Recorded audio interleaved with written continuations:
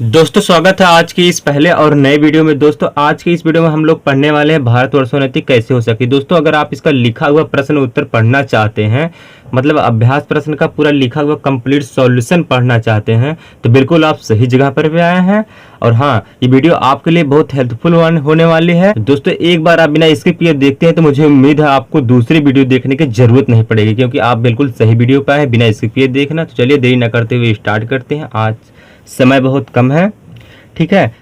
आपका पहला अध्याय है भारत वर्षोन्नति कैसे हो सकती है। भारत वर्षोन्नति कैसे हो सकती है, गद्यांश पर आधारित प्रश्नोत्तर। निम्नलिखित गद्यांशों को पढ़कर उनके नीचे दिए गए प्रश्नों का उत्तर लिखिए, ठीक है। और आपका अगला जो है संकेत, संकेत आपको सेम छाप लेना है। हमारे हिंदुस्तानी कौन याद दिलावे, ठीक है, बीच में डॉट डॉट। उपर्युक्त गद्यांश के पाठ एवं लेखक का नाम लिखिए। आपका पाठ का नाम होगा भारत वर्षोन्नति कैसे हो सकती है, लेखक का नाम है भारतेंदु हरिश्चंद्र, ठीक। और आगे आपका है प्रस्तुत गद्यांश के रेखांकित अंश की व्याख्या कीजिए। दोस्तों ये जो चैप्टर है भारत वर्षोन्नति कैसे हो सकती है, इसमें 5 नंबर का क्वेश्चन हर बार एग्जाम में पक्का पूछता ही, इसमें सोचने की क्या बात है, और ये पूछेगा भी। हाँ, आपको जीवन परिचय भी पूछेगा, ठीक है। अगर आप चाहते हैं जीवन परिचय कंप्लीट मिले तो आप या स्वयं लिख लीजिएगा या हमको कमेंट वीडियो में कर दीजिएगा ताकि हम आपको बता सकें, ठीक है। आपका व्याख्या, हमारे देश के लोग को रेल की गाड़ी की संज्ञा दी जा सकती है। जैसे रेल की गाड़ी में ऊंची किराए तथा सामान्य किराए के डिब्बे लगे रहते हैं, परंतु इंजन के अभाव में वे सभी अपनी जगह पर स्थित रहते हैं, आगे नहीं बढ़ पाते। उसी प्रकार भारत के लोगों को भी उच्च और मध्यम श्रेणी के विद्वान, वीर एवं शक्ति संपन्न सभी प्रकार के प्रतिभाओं से संपन्न लोग हैं, परंतु नेतृत्वहीनता के कारण वे अपनी उन्नति के लिए स्वयं कोई भी कार्य कर नहीं पाते। बात तो एकदम सही है। अच्छा, हमको जितने भी कहानी वाले जो मतलब लेखक हैं, ये सब अच्छी चीज़ें बताते हैं, जबकि वही कवि जो होते हैं इनका तो कोनो मतलब था है नहीं है, कुछ भी बता देंगे। लेखक ने हिंदुस्तानियों को किसके सादृश्य बताया है, लेखक ने हिंदुस्तानियों को रेलगाड़ी के सादृश्य बताया है, ठीक है।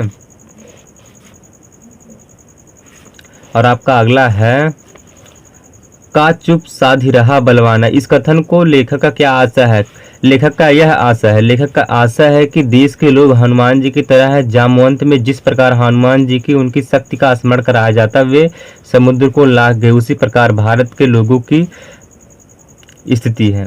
उसी प्रकार भारत के लोगों की प्रेरणादायी सफल नेतृत्व की आवश्यकता है, ठीक है। लेखक ने हनुमान जी के किसके प्रतीक बताया है, हिंदुस्तानी लोगों के प्रतीक बताया है, ठीक है। आपका अगला होगा दूसरा प्रश्न, संकेत आप सेम लिखेंगे, ठीक। और उसके बाद उपर्युक्त गद्यांश का संदर्भ लिखिए। संदर्भ आप कैसे लिखेंगे, संदर्भ हेडिंग डालेंगे। प्रस्तुत गद्यांश हमारी पाठ्य पुस्तक गद्य खंड भारत वर्षोन्नति कैसे हो सकती है नामक पाठ से अवतरित है। इसके रचयिता भारतेंदु, इसके लेखक भारतेंदु हरिश्चंद्र जी हैं, ठीक है। आप अगला प्रश्न लिखेंगे किस तरह से, प्रस्तुत गद्यांश के रेखांकित अंश की व्याख्या कीजिए। भारतेंदु हरिश्चंद्र जी कहते हैं कि भारतवासियों को यह समझना चाहिए कि ऐसे क्षणों में वे एक बार पिछड़े जाएंगे तो वे आगे नहीं बढ़ सकते। भारतेंदु हरिश्चंद्र जी कहते हैं जिस समय अमेरिकन, अंग्रेज, फारसी आदि तुर्की तादि सब सरपट दौड़े जाते हैं, उसी समय भारतीय केवल व्यर्थ कार्य आलस्य में जुटे रहते हैं।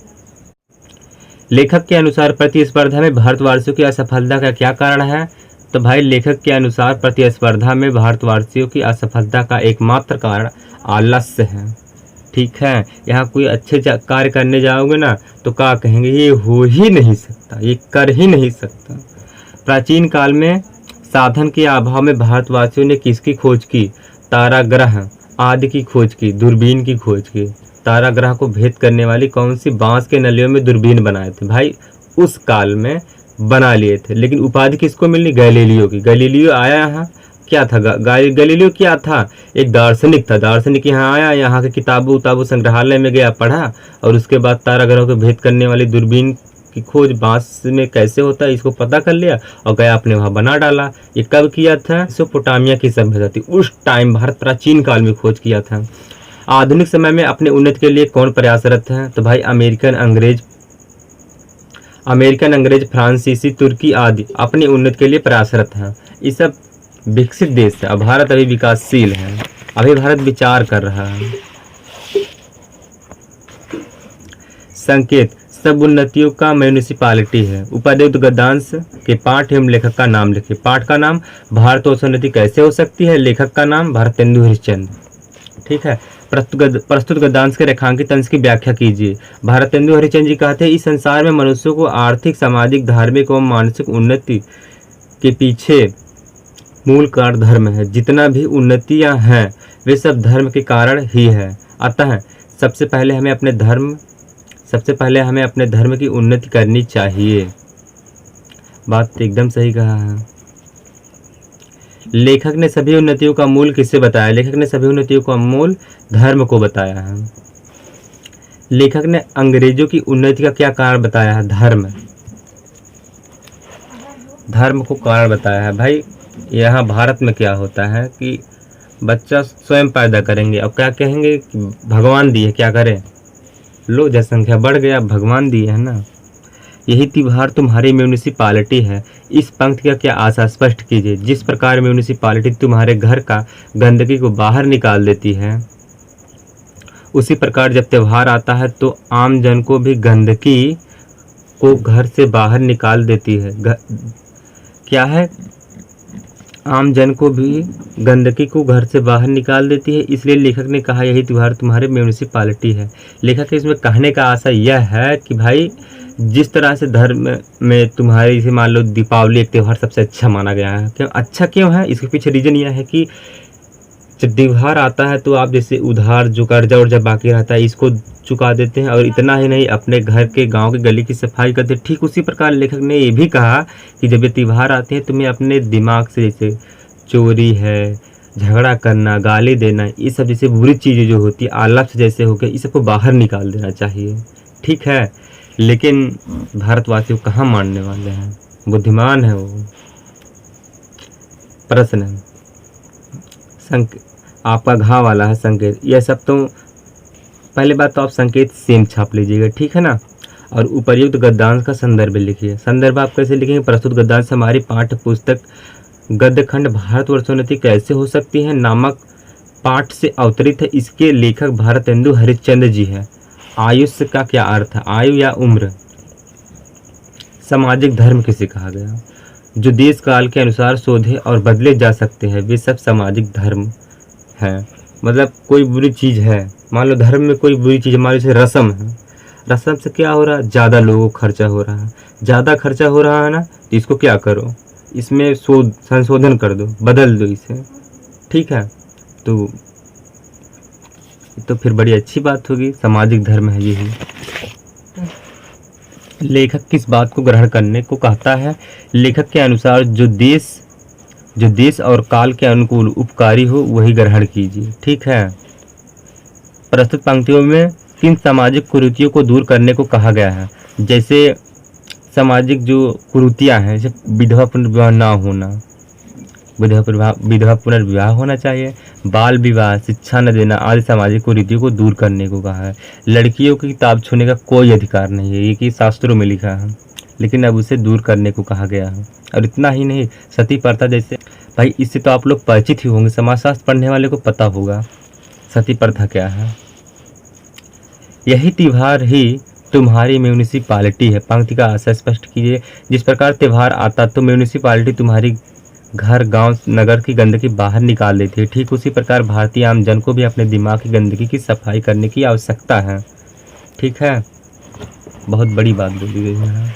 और अगला क्वेश्चन है, प्रस्तुत प्रश्न है अंगा वाला संकेत, हाय अफसोस उन्नति करो। ये आपका संकेत सेम छाप लेंगे। उपर्युक्त गद्यांश है। उपर्युक्त गद्यांश पाठ एवं लेखक के नाम लिखिए। आप संकेत लिखेंगे कैसे? किसी भी मतलब जो भी पैराग्राफ होता है 15-20 लाइन का, उसके आगे का 2 शब्द और अंतिम का 2-3 शब्द लेकर के और बीच में डॉट डॉट डाल देना, हो जाएगा यही संकेत। उपर्युक्त गद्यांश के पाठ एवं लेखक के नाम लिखिए। पहला आपका पाठ जो था भारतवर्षोन्नति कैसे हो सकता है, इसका नाम लिखेंगे, और दूसरा लेखक का नाम भारतेंदु हरिश्चंद्र।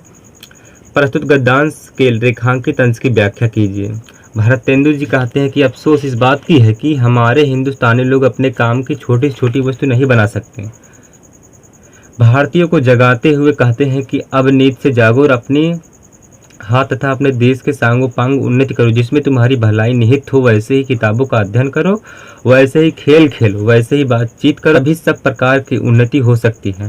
अब जैसे एक किताब है एकदम बेकार लगती है, उसका नाम है गृह विज्ञान, किसी काम का लायक नहीं है। कुछ अगर उसको पढ़ लो ना, तुम्हारा दिमाग खराब हो जाएगा। पता नहीं किस मतलब का उसका परिभाषा निकाल दी है।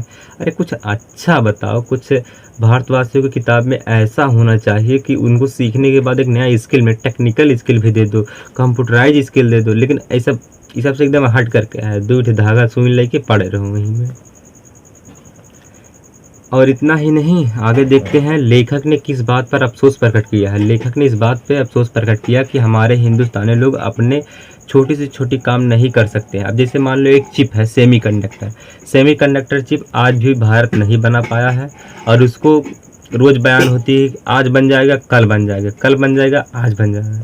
लेकिन जब सेमीकंडक्टर चिप की ज़रूरत पड़ती है तो चाहे चीन देगा, चाहे अमेरिका देगा, चाहे ताइवान देगा। वैसे एक जेट इंजीनियर का जो तेजस MQ-2G फाइटर जेट बना है, तेजस फाइटर जेट, उसमें जो इंजन लगा है अमेरिका का लगा है, और जो इजेक्शन सीट लगी है, इजेक्शन सीट यानी जिस सीट पर मतलब पायलट बैठता है, अगर पायलट को एहसास हुआ खतरा तो इजेक्शन सीट की बटन को ट्रिगर को दबाएगा, इजेक्शन सीट हवाई जहाज का जो शीशा है तोड़ करके इजेक्शन सीट बाहर रॉकेट की तरह लॉन्च करके और पायलट का जान बचा लेता है। तो भाई ये जो इजेक्शन सीट है ये ब्रिटेन से लाया जाता है।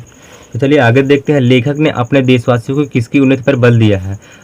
अपने तथा अपने देश की उन्नति पर बल दिया है। प्रस्तुत गद्यांश में लेखक ने किसको भरोसा करने को ना कहा है। परदेसी वस्तु और परदेसी भाषा पर भरोसे करने को ना कहा। आज ये गूगल है, यूट्यूब है, ये तमाम जो ऐप है किसकी है? ये भाई गूगल का ही तो है। भारतवासी क्या है, खाली चूड़ी पहन के बैठे हैं, रोज बयानबाजी होता है यहाँ।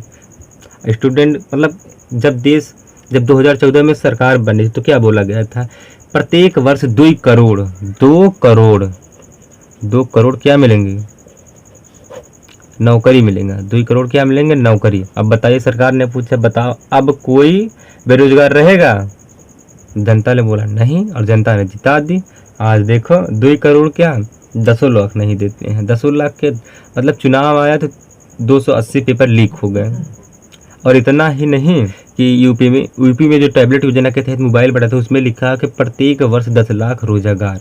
10 लाख के मुझे लगता है मुश्किल से मतलब 20,000 भी नहीं देते होंगे। दोस्तों अगर आप इसी तरह से पढ़ने चाहते हैं, क्लास में नंबर 1 टॉप 10 में पहला रैंक लाना चाहते हैं, तो जल्दी से जल्दी चैनल को सब्सक्राइब कीजिए। अपना नुकसान मत करिए, ठीक है ना। चैनल को सब्सक्राइब कीजिए और लोगों के पास शेयर भी कर देना।